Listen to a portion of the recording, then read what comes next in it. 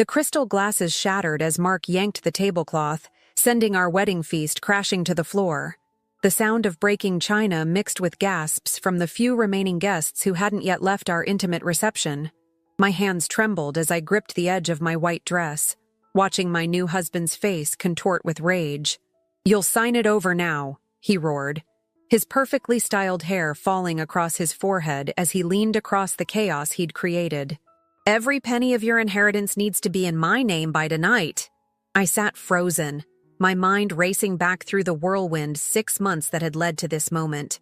How had I missed the signs? The rushed courtship, his intense interest in my family's financial matters, the way he'd insisted on a quick private ceremony rather than the celebration I'd dreamed of. It all made terrible sense now. "Mark, please," I whispered, trying to keep my voice steady. "This is our wedding day. Let's talk about this tomorrow when we're both calmer." I could feel my mother's pearl necklace, her last gift to me before cancer took her, growing heavy against my throat. He slammed his fist on the table, making me jump. "No more delays, Catherine. I've waited long enough. I'm getting the lawyer right now. Don't you dare move."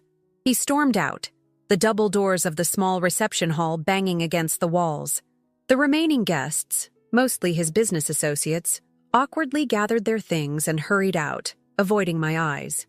Only Sandra, my childhood best friend who'd served as my maid of honor, remained. She rushed to my side, her green dress swishing against the scattered rose petals on the floor. "Kat, we need to get you out of here," she urged, her voice low and urgent. I knew something was off about him, but I didn't want to ruin your happiness. "I'm so sorry I didn't speak up sooner." My mind raced to the manila envelope hidden in my overnight bag, the one containing all the documentation of my inheritance, including the deed to my family's historic bed and breakfast, the business my parents had built from the ground up, the legacy they'd entrusted to me. Mark had been pushing me to modernize our finances, to consolidate everything under his management. Now I understood why. With trembling fingers, I reached under the table and grabbed my small clutch. "Sandra, I need you to create a diversion when they return. Can you do that for me?" She squeezed my hand. "Anything. What are you planning?"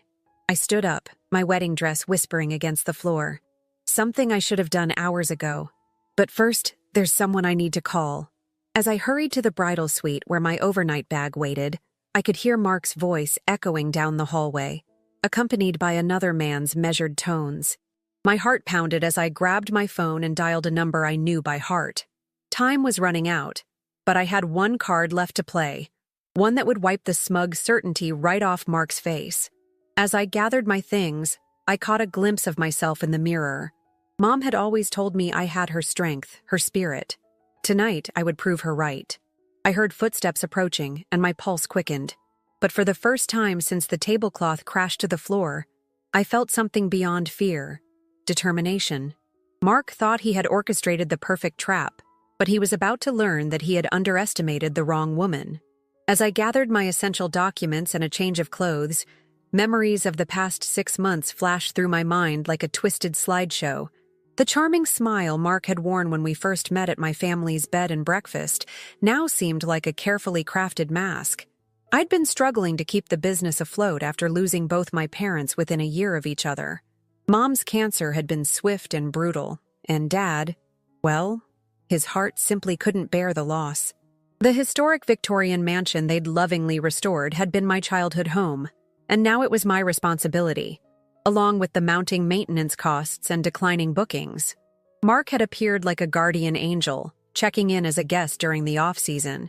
He claimed to be a business consultant taking a break from the city, but now I wondered if he'd researched me long before booking that room. He'd seemed so genuinely interested in the property's history, in my stories about growing up there. When he offered business advice, it felt natural, helpful, not the calculated grooming it really was. "The hospitality industry is changing," he'd said over coffee one morning, his blue eyes intense with concern. "You need to adapt, or you'll lose everything your parents worked for." I zipped up my bag, fighting back tears as I remembered how he'd slowly woven himself into every aspect of my life. The casual suggestions about modernizing the business turned into lengthy discussions about joint ventures. The romantic dinners were peppered with talks about financial security. Even his proposal, just 3 months after we met, had come with a speech about combining our strengths to build a legacy. Sandra appeared in the doorway of the bridal suite, her face tense. "He's coming back with someone who looks like a lawyer. What's the plan, Kat?" I pulled out my phone and showed her the text I'd sent earlier. Her eyes widened as she read it. "You're sure about this?" she whispered. I nodded, slipping off my heels and putting on the flat shoes I'd hidden under my dress. More sure than I was about saying "I do" 2 hours ago? The sound of footsteps echoing down the hallway made us both freeze. Mark's voice carried through the door, that smooth, persuasive tone I'd once found so comforting now sending chills down my spine. "You can't hide in there forever, Catherine," he called out. "Be reasonable. This is for the best. For both of us. For the business." I thought about the document he wanted me to sign, already prepared by his lawyer. He'd mentioned it this morning as just a formality, a way to protect our future together. The same way he'd convinced me to postpone hiring a new marketing manager because he knew someone perfect for the job. The same way he'd suggested I hold off on replacing the aging heating system because he had a better investment opportunity. Sandra squeezed my hand. "Ready?" I touched my mother's pearls one last time, drawing strength from them. "Almost. There's something else I need to grab first." Moving quickly to the antique desk where I'd left my wedding folder, I pulled out a USB drive hidden in its lining. 2 weeks ago, I'd discovered some concerning emails on Mark's laptop when he'd asked me to check his flight confirmation. He'd forgotten to close his other tabs, and what I saw had planted the first real seed of doubt. I'd copied everything, telling myself I was being paranoid. Now I was grateful for that moment of suspicion. "Catherine!" Mark's voice was harder now, all pretense of charm gone. "Open this door right now." I looked at Sandra and nodded. It was time to set our plan in motion. She pulled out her phone, ready to play her part. "Do it," I whispered. As Sandra started her carefully orchestrated distraction, I thought about the person waiting in Mark's study back at his house, the one person whose arrival would shatter his perfectly planned scheme. Sometimes the best defense isn't just about running away. It's about making sure you have witnesses to the truth. The door handle jiggled violently. In a few moments, everything would change. But this time, I was the one in control of the story. The door burst open just as Sandra's plan sprang into action. The fire alarm's piercing wail filled the building, and chaos erupted in the hallway. Mark's face twisted with rage as he saw my packed bag. "What do you think you're doing?" he snarled, taking a step toward me. The lawyer behind him, a nervous-looking man with wire-rimmed glasses, clutched his briefcase tighter. I straightened my spine, channeling every ounce of my mother's strength. "Exactly what you taught me to do, Mark. Protecting my assets." His laugh was cold, calculated. "And how exactly do you plan to do that?" "Everything's already in motion. The contracts for the renovation are signed. The new staff has been hired. Face it, Catherine. You need me." That's when I played my first card. "Actually," I said, pulling out my phone, "those contracts aren't valid. You see, I never gave you power of attorney." I turned to the lawyer. "Mr. Peters, isn't it? I believe you'll find that your firm has been processing paperwork based on forged signatures." The lawyer's face went pale. "Mr. Henderson, you assured me—" "She's lying," Mark snapped. But I could see the first flicker of uncertainty in his eyes. "Show her the papers, now!" As Mr. Peters fumbled with his briefcase, I continued. "I've already spoken with the contractors. Funny thing about small towns, people talk. Especially when someone claims to be acting on behalf of a beloved local business without proper authorization." Sandra stepped forward, her phone recording everything. "I have copies of all the original documents, Mark, the ones without Catherine's signatures. The ones where you tried to redirect the B&B's accounts to your personal holdings." Mark's composure cracked further. "You stupid woman," he hissed at me. "You have no idea what you're doing. That place is falling apart. The loans, the taxes, you'll lose everything without my help." I felt a calm settle over me as I reached into my bag. "That's where you're wrong. Again. Did you really think I wouldn't notice the discrepancies in the books? The way money was being siphoned out of the business accounts?" His face went white. What are you talking about? The same thing your previous wife is probably talking about right now with the FBI agent in your study. The bomb had dropped. Mark staggered back as if I'd physically struck him. What did you say? Rachel sends her regards, I said softly. She was very interested in the pattern she noticed when she saw my engagement announcement. The same pattern that cost her her family's restaurant 3 years ago. A whirlwind romance, a rushed wedding, suspicious financial transfers. The lawyer was already backing away, clutching his briefcase like a shield. Mr. Henderson, I think we should continue this discussion after consulting with— Shut up, Mark roared, his carefully constructed facade completely shattered. He lunged toward me, but Sandra was faster, stepping between us as the sound of sirens grew louder outside. I wouldn't, she warned, her phone still recording. The police are already on their way. Something about suspected fraud and potential domestic violence? I watched as the realization dawned in Mark's eyes. He'd been outplayed at his own game. But I wasn't finished yet. Reaching up, I unclasped my mother's pearls. You know what the funny thing is? I said, my voice steady despite my racing heart. If you'd bothered to really learn about my family's business instead of just seeing dollar signs, you would have known that the B&B isn't even the most valuable asset I inherited. The confusion on his face would have been comical if it weren't so tragic. What are you talking about? My mother's family owned half the historic district, Mark. The B&B was just their passion project. The real estate holdings are all in a trust that you couldn't have touched even if I had signed your papers. I smiled sadly. But you were too busy plotting to notice that the woman you married was more than just a struggling innkeeper. The sound of footsteps thundering up the stairs signaled the arrival of the police. As they burst into the hallway, I saw another familiar face among them, Detective Sarah Martinez, my mother's best friend and my godmother. Perfect timing, I said, watching as Mark's world crumbled around him. I believe everyone's here now for the real reception. The next few hours passed in a blur of police statements and quiet conversations in separate rooms. I sat in what had been meant to be our wedding suite, my white dress now a symbol of bullets dodged rather than promises made. Detective Martinez sat across from me, her familiar presence bringing both comfort and painful memories of my mother. You did good, kid, she said, closing her notebook. Real good. But I need to know, when did you first suspect something wasn't right? I smoothed my skirt, buying time to organize my thoughts. It started with little things, inconsistencies in his stories about his past, the way he'd dodge questions about his family. But the real turning point came 3 weeks ago. I thought back to that rainy Tuesday afternoon. I'd been going through old photos for a heritage display at the B&B when an email notification popped up on my laptop. It was from an unfamiliar address with just a single line. Before you marry Mark Henderson, we should talk. Rachel's email. Sarah nodded. She reached out to us around the same time. Yes, but I didn't know about that then. I almost deleted it as spam, but something made me respond. When Rachel told me her story, I paused, fighting back tears. It was like reading my own story, just 3 years earlier.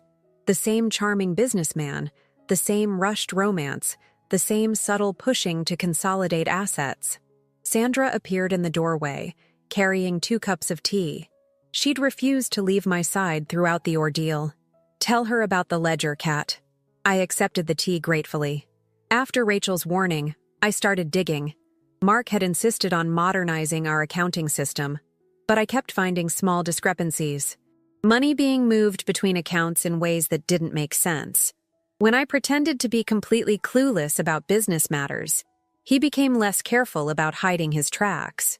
Classic predator behavior, Sarah commented. They get cocky when they think they've found an easy mark. I smiled grimly. He forgot that I grew up watching my parents run this business. Mom made sure I understood every aspect of it before. I swallowed hard.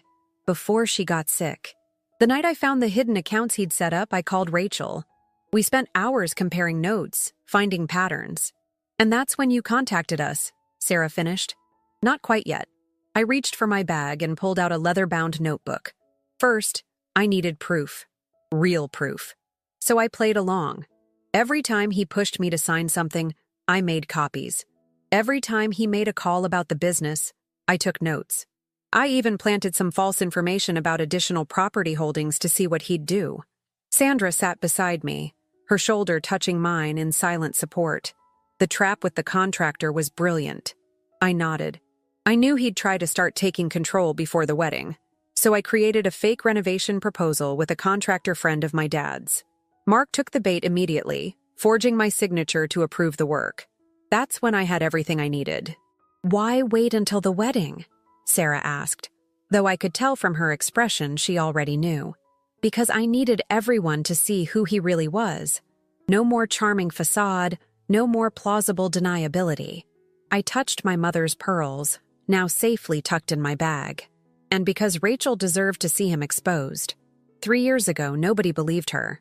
She lost everything because he was too smooth, too practiced at maintaining his image. "About Rachel." Sarah leaned forward. "There's something you should know. After you left the reception hall, we found evidence in Mark's study linking him to at least 2 other similar schemes in different states. The news hit me like a physical blow. Other women? Yes. And they're all willing to testify. Between their statements, your evidence, and what Rachel documented, he's not going to charm his way out of this one." A knock at the door made us all turn. Another officer stood there, looking apologetic. "Detective Martinez? We need you downstairs. And Ms. Collins, there's someone here from the DA's office who'd like to speak with you." I stood, smoothing my dress one final time. "Before we go down, there's one more thing you should see." I pulled out the USB drive. 2 days ago, I found emails between Mark and someone named Anthony Carlton. They were discussing other potential investment opportunities, other women they'd targeted. Sarah's eyes narrowed. "Anthony Carlton? Are you sure?" "Yes." "Why?" "Because Anthony Carlton is the name of a person of interest in several similar fraud cases across state lines. If we can prove a connection..." She trailed off, already reaching for her phone. As she made her call, I looked around the room that should have been the start of my married life. Instead, it had become the place where I'd helped expose a criminal network. The irony wasn't lost on me. "Ready?" Sandra asked softly. I squared my shoulders. "Almost. There's one last thing I need to do." I pulled out my phone and opened my banking app. Time to reverse every single transaction he managed to make in the past 6 months. My parents built this business on trust and honesty. It's time to restore that legacy. The following days were a whirlwind of legal meetings and police interviews. I found myself sitting in the B&B's library, my favorite room since childhood, surrounded by documentation of Mark's elaborate fraud scheme. Rachel sat across from me, her hands wrapped around a mug of tea, looking both exhausted and relieved. "I still can't believe you pulled it off," she said, shaking her head.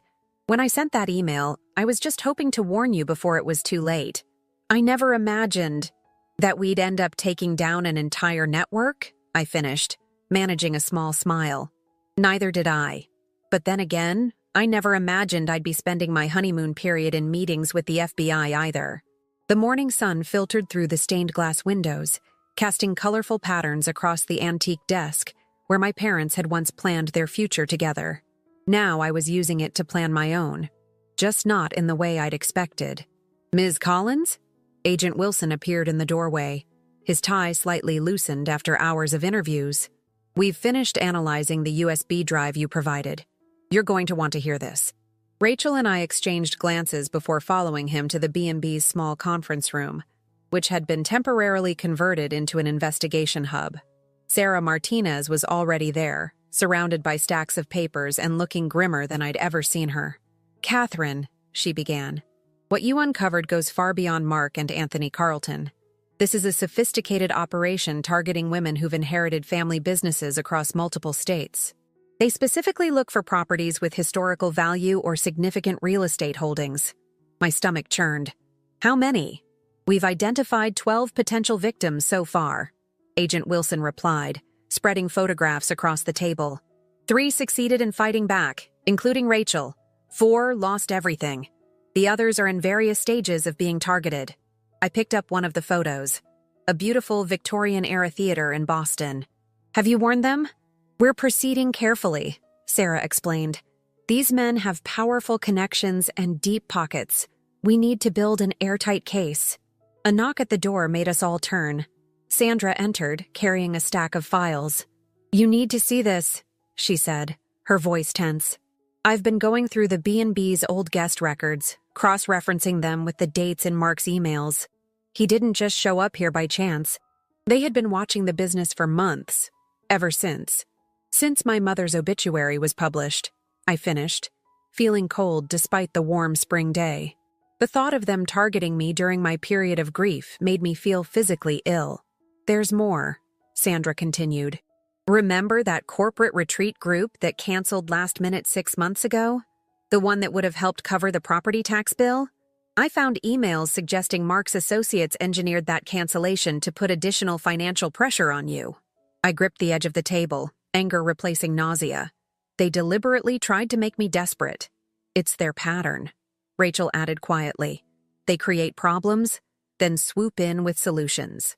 By the time you realize what's happening, they've already started legally separating you from your assets." Agent Wilson cleared his throat. "Ms. Collins, we'd like to use your case to set up a sting operation. Several of their other targets are in the early stages of being courted by members of this network. If we can catch them in the act—" "You want me to go public?" I said. It wasn't a question. Sarah reached across the table to squeeze my hand. "Only if you're willing. But your story, especially the evidence you gathered, could help protect others." I looked around the room at the faces of these people who had helped me escape a nightmare. Then my eyes drifted to the photo on the wall. My parents on the day they opened the B&B, their faces glowing with pride and hope. "I'll do it," I said firmly. "But on one condition. We don't just expose the fraud. We create a support network for women like us." I gestured between Rachel and myself. "A way to share information, resources, and warnings."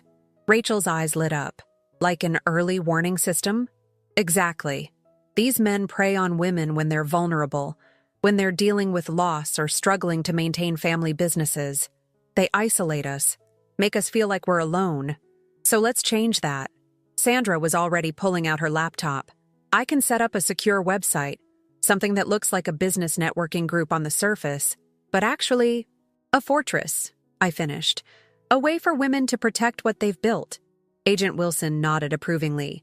"We can provide guidance on making it secure, ensuring any warnings can be verified to prevent false allegations." As the discussion continued, I felt something I hadn't experienced since finding Rachel's email: hope. Not just for myself, but for all the women who might be spared what we'd gone through. "There's one more thing," Sarah said, pulling out a final document.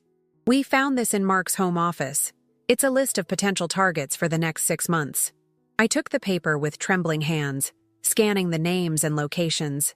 Each one represented a woman who, like me, had no idea what was coming. "Well," I said, straightening my shoulders, "I guess we have work to do." A month after what should have been my wedding day, I stood in front of the B&B's ornate mirror, adjusting my blazer. Today wasn't about the past. It was about the future. The historic dining room downstairs was set up for our first Business Women's Network meeting, a cover for what we'd come to call the Guardian Circle. "Everything's ready," Sandra announced, tablet in hand. "We have 7 confirmed attendees, all vetted by Sarah's team. 3 are current targets of the network, 2 are previous victims who've rebuilt their lives, and 2 are legitimate business owners who can provide professional support." I touched my mother's pearls, now a symbol of strength rather than loss. "And the security?" "FBI agents posing as staff. Plus our new security system is fully operational. Nobody gets in or out without being logged." The precautions might have seemed excessive, but we'd learned the hard way that Mark's organization didn't take defeats lightly. Just last week, someone had tried to hack our newly established support website. Instead of finding vulnerable women's information, they'd walked right into an FBI cyber trap. "Ms. Collins," one of the undercover agents appeared at the door. "Your first guest has arrived, and there's something else you should know." I followed him to the security room we'd set up in what used to be the B&B study. Sarah was already there, reviewing footage from our external cameras. "Look who just parked across the street," she said, pointing to a sleek black car. My heart skipped a beat. "Anthony Carlton. He's getting bold," Sarah muttered. "Or desperate." Either way, this might be the break we need. Over the past month, we'd uncovered more about Carlton's role in the organization. He wasn't just Mark's partner. He was the architect of their entire operation. While Mark and others like him played the charming suitors, Carlton managed the financial side, creating elaborate schemes to transfer assets and hide their tracks. "Should we cancel the meeting?" Sandra asked. I watched the security feed as more cars arrived, carrying women who'd traveled from different states, each carrying their own story of near misses or hard-learned lessons. "No, we're done hiding." In fact, a plan began forming in my mind. "Catherine," Sarah warned, recognizing my expression. "Whatever you're thinking, we have 7 successful businesswomen about to meet in one room," I said. "Women they've either targeted or failed to con. What better way to smoke out their whole operation than to let them think we're vulnerable?" Rachel, who'd been quietly observing, stepped forward. "She's right. They're watching us anyway. Why not control what they see?" The next hour was a flurry of activity as we modified our plans. The legitimate networking meeting would proceed as planned, but with an added layer of strategic information sharing. Let Carlton and his associates think they were gathering intelligence on potential targets. In reality, every conversation, every business card exchanged, every detail shared would be carefully crafted to lead them exactly where we wanted. As I welcomed our guests, I couldn't help but notice how different each woman was, yet how similar their stories. Diana, whose family's artisanal food business had almost fallen into Mark's hands 3 years ago. Elena, currently being courted by one of Carlton's associates, playing along while gathering evidence. Jessica, whose historic theater had been saved at the last minute when she connected with Rachel. "Before we begin," I addressed the group, "I want to share something my mother used to say. Success isn't just about building something valuable. It's about protecting what matters." I glanced at the window, knowing Carlton or his associates were likely watching. Today, we're going to talk about protection, about recognition, about turning vulnerability into strength. As the meeting progressed, I watched these remarkable women share their experiences, their warnings, their triumph stories. Each piece of information they shared was a carefully placed breadcrumb, leading our observers down a path of their own making. "There's movement," Sarah whispered in my earpiece. "Carlton's making calls. Lots of them." I smiled, continuing my presentation about modernizing historic businesses, a topic that had particular meaning for everyone in the room. "The key," I said clearly, knowing our words were likely being recorded, "is knowing who to trust with your legacy." Sandra's tablet lit up with a message. Our cyber team had detected multiple attempts to access the business profiles we'd strategically placed online. They were taking the bait. But as I watched these women supporting each other, sharing genuine advice mixed with our carefully planned deceptions, I realized we'd created something far more valuable than a sting operation. We'd built a real network of support, protection, and empowerment. The sound of more cars arriving drew my attention. Through the historic windows, I could see several unmarked vehicles quietly surrounding Carlton's position. Sarah slipped out of the room, coordinating with her team. "Ladies," I said, maintaining my composed demeanor, "let's take a break for coffee, and perhaps a bit of justice." The events that unfolded over the next hour seemed almost choreographed in their precision. As our group took their coffee break, moving to the B&B's wraparound porch for fresh air, I watched Anthony Carlton's carefully constructed world begin to crumble. He must have realized something was wrong when the first FBI vehicle pulled up beside his car. I could see him through the window, his expensive suit and polished appearance a stark contrast to the panic in his movements as he reached for his phone. But it was already too late. "It's done," Sarah's voice came through my earpiece. "His accounts are frozen. All of them." I thought of the countless women who had lost everything to this man's schemes, and I felt a fierce satisfaction watching him being led away in handcuffs. But the real victory wasn't in his arrest. It was in what we'd built to stop others like him. "Catherine," Elena called softly, drawing my attention back to our group. "Someone else is here." A taxi had pulled up to the B&B, and from it emerged a woman I recognized from the case files, Patricia Morrison, Carlton's wife. The FBI agents moved to intercept her, but I held up my hand. "Let her through," I said. I'd learned enough about their operation to know that not everyone who seemed complicit was a willing participant. Patricia walked up the porch steps, her designer handbag clutched tight against her chest. Her eyes were red-rimmed but determined. "I have something you need to see," she said, pulling out a thick folder. "Everything. Every scheme, every target, every offshore account. I've been collecting it for years, waiting for someone to finally stop him." Rachel stepped forward, her face soft with understanding. "You were trapped too, weren't you?" Patricia nodded, tears spilling over. "He married me for my family's connections, used them to make himself look legitimate. When I figured it out, he made sure I knew exactly what would happen if I ever spoke up." I guided her to a seat, signaling Sandra to bring another cup of coffee. "You're safe now. And what you've brought us, this could help protect countless others." "There's more," Patricia continued, her voice stronger. "I know who's running the whole operation. Carlton and Mark. They're just the public faces.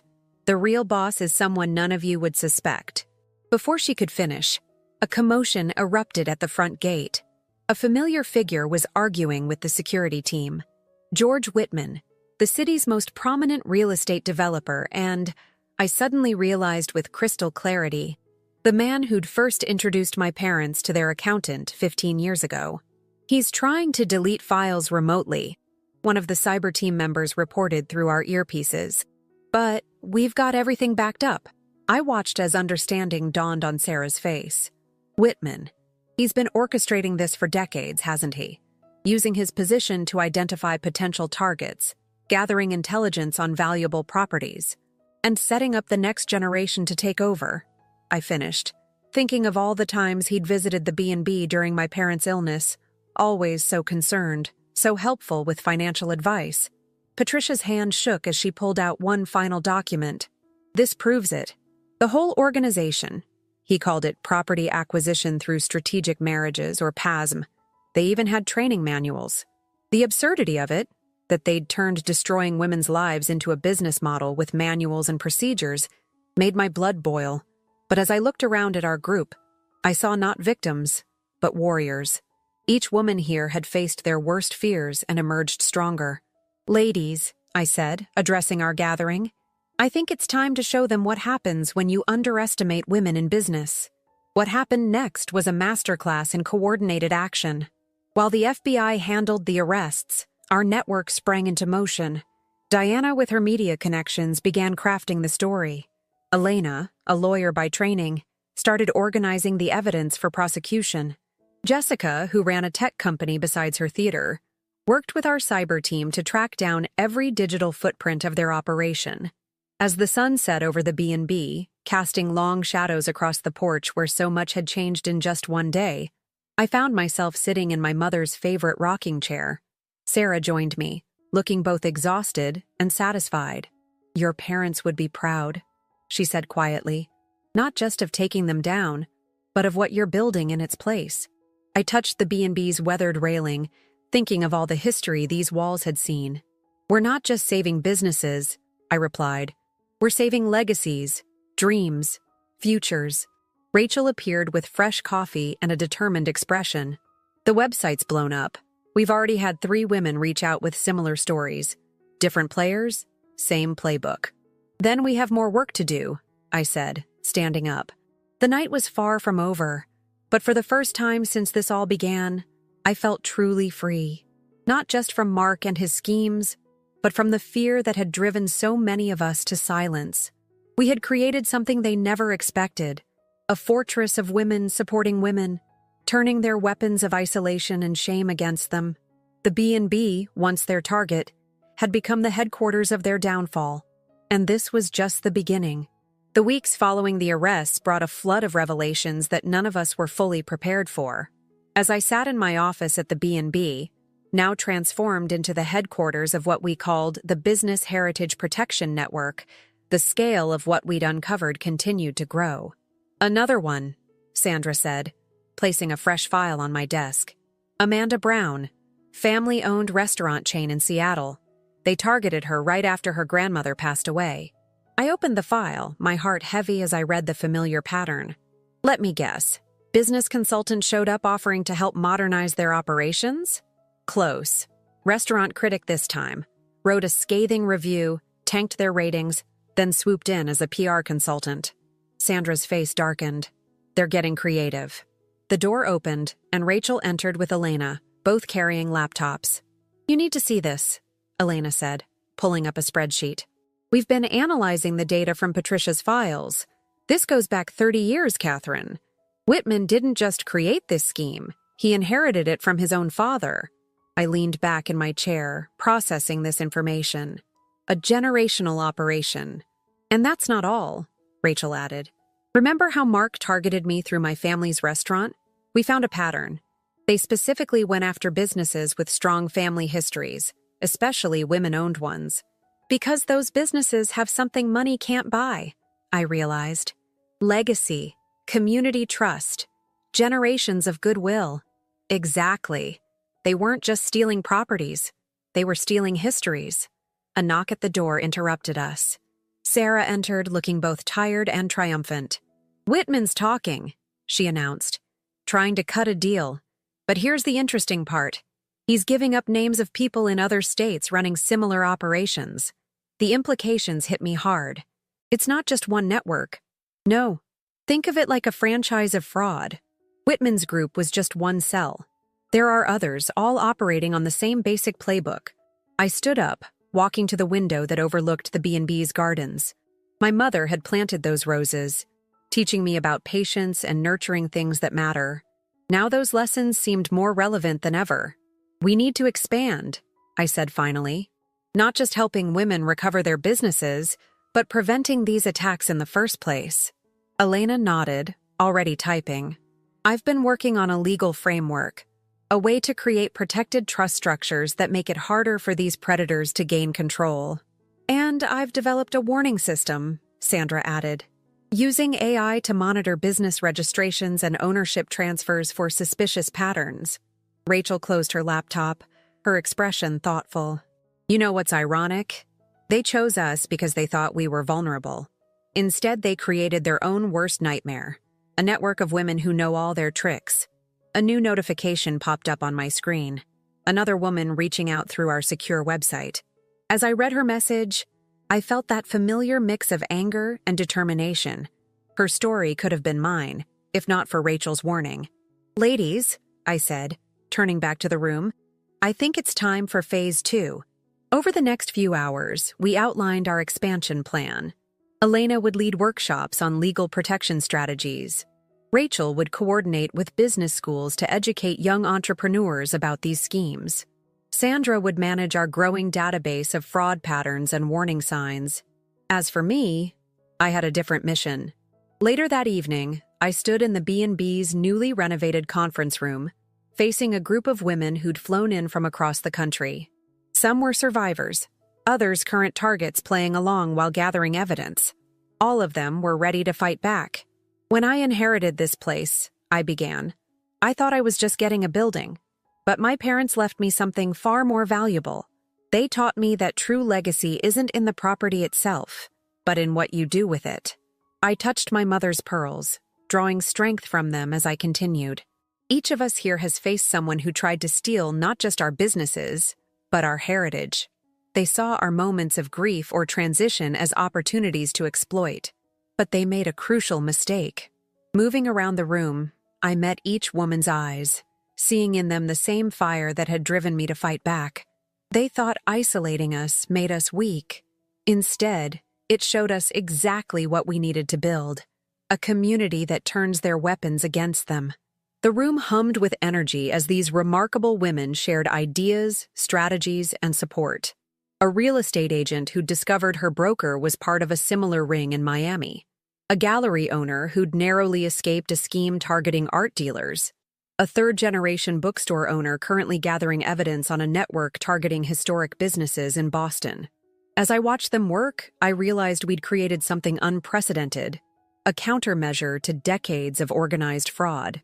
But more than that, we'd built a sisterhood of support and strength. My phone buzzed with a text from Sarah.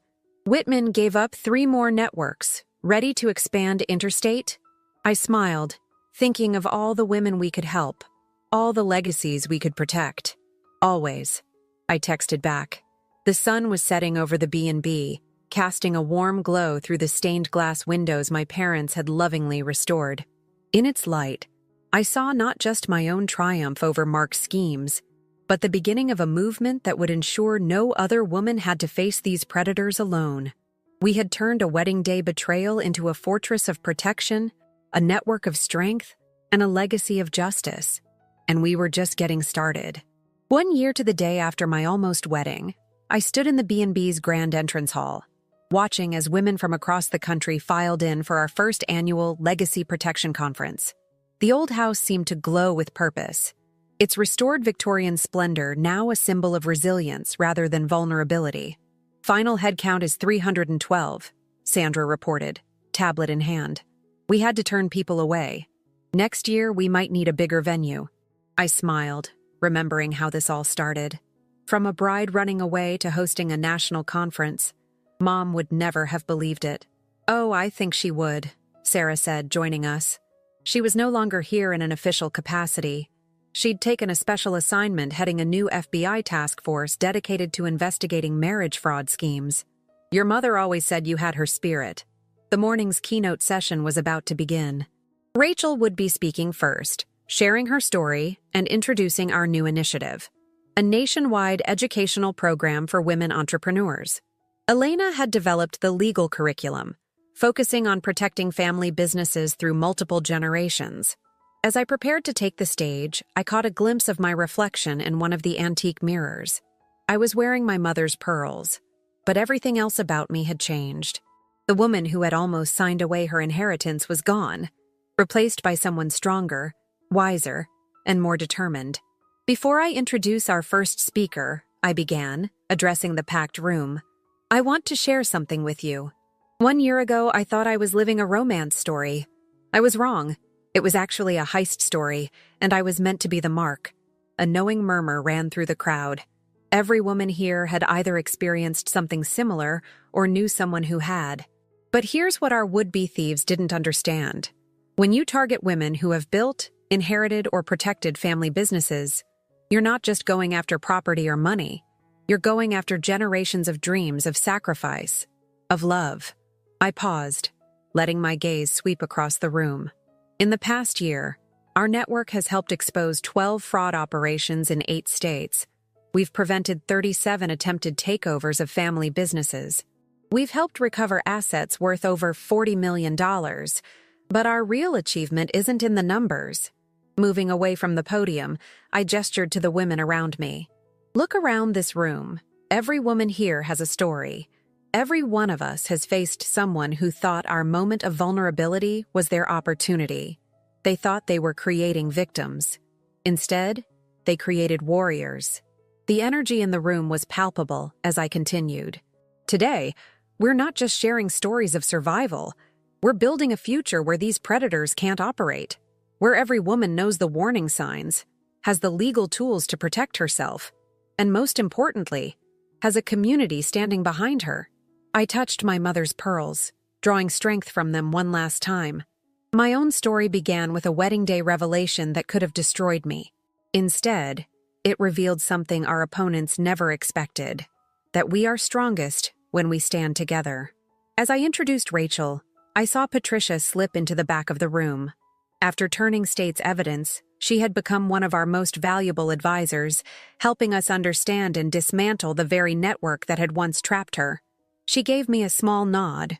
Another operation had been exposed. Another woman saved from the fate I had narrowly escaped. The day unfolded with workshops, strategy sessions, and networking opportunities. But the most powerful moments were the quiet ones.